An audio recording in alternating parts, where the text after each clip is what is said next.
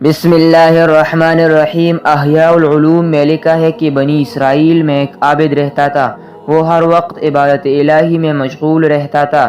ایک مرتبہ ان کے پاس چند لوگ حاضر خدمت ہوئے اور کہنے لگے، حضرت یہاں ایک ایسی قوم رہتی ہے جو ایک درخت کی پوجا کرتی ہے، اگر ہو سکے تو ان لوگوں کو اس درخت کی پرستش سے کسی طرح روک دیا جائے۔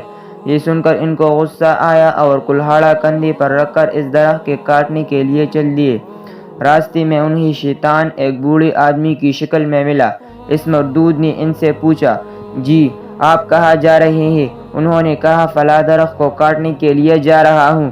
شیطان نے کہا، تمہیں اس درخت سے کیا واسطہ؟ تم اپنی عبادت میں مشغول رہو، ایک فضول کام کی خاطر اپنی عبادت کیوں چھوڑتے ہو؟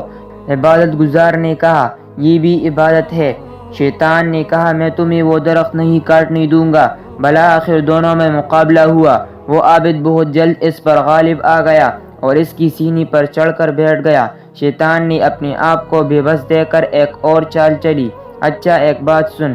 عابد نے اسے چھوڑ دیا۔ شیطان کہنے لگا کہ اللہ نے تجھ پر یہ فرض تو نہیں کیا، تیرا اس سے کوئی نقصان نہیں ہے، تو اس کی پرستش بھی نہیں کرتا۔ اللہ کے بہت سے نبی آئے، اگر اللہ چاہتا تو وہ کسی نبی کے ذریعے اس کو کٹوا دیتا، اس لیے میں یہی کہتا ہوں کہ تو اس کو کاٹنے کا ارادہ ترک کر دے۔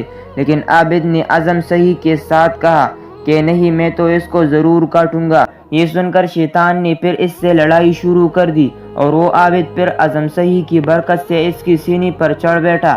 اب شیطان نے ایک اور پینترا بدلا۔ وہ کہنے لگا کہ تو ایک غریب آدمی ہے، دنیا والوں پر بوجھ بنا ہوا ہے۔ اب میں فیصلہ کن بات کہتا ہوں کہ تو اس کام سے باز آ جا۔ میں تجھے 3 دینار دیا کروں گا جو روزانہ اپنے سرہانے سے مل جایا کریں گے۔ اس رقم سے تیری اپنی ضروریت بھی پوری ہوں گی، نادرا لوگوں کی مدد بھی کرنا اور اپنے رشتہ داروں پر احسان بھی۔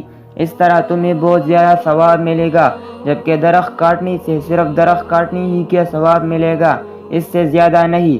اس عابد نے شیطان کی یہ بات مان لی، چنانچہ اسے اپنی تکیہ کی نیچے سے روزانہ 3 دینار ملنا شروع ہو گئے۔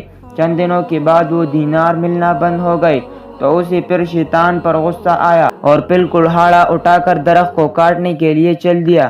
راستے میں وہی بوڑھا پھر ملا اور پوچھا کہ اب کہاں جانے کا ارادہ ہے؟ عابد نے کہا کہ اسی درخت کو کاٹنے جا رہا ہوں۔ اس بوڑھے شیطان نے کہا کہ تو اس کو نہیں کاٹ سکے گا۔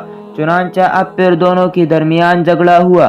اب کی بار وہ بوڑھا غالب آ گیا اور عابد کی سینے پر چڑھ گیا۔ عابد نے حیران ہو کر اس سے پوچھا، کیا بات ہے کہ اس مرتبہ تو مجھ پر غالب آ گیا؟ شیطان نے کہا، پہلی مرتبہ تیرا غصہ خالصتاً اللہ کے لیے تھا، اس لیے اللہ نے تجھے غالب رکھا۔ اب چونکہ اس میں دیناروں کی لالچ کی آمیزش شامل تھی، اس لیے میں تجھ پر غالب آ گیا۔ اگر آپ لوگوں کو یہ ویڈیو اچھی لگی ہو تو میرے چینل کو سبسکرائب کریں تاکہ اس طرح کی اسلامی ویڈیوز آپ لوگوں تک پہنچ سکے۔